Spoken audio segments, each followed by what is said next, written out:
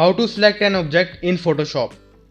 Now for selection, there are multiple options, but the quickest and easiest method to do is you can go here and select this quick selection tool.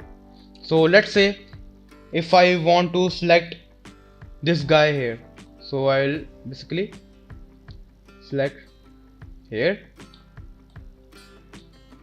and it has been selected. So the changes that I will make will only affect this part here, just because I have selected this boy. So let's say if I will select inverse, so what it will do is it will leave this subject here and will select the background, and now if I will make changes, then they will be only applied to this background. So this is how you can select an object in Photoshop. Thank you for watching. For more videos, please subscribe.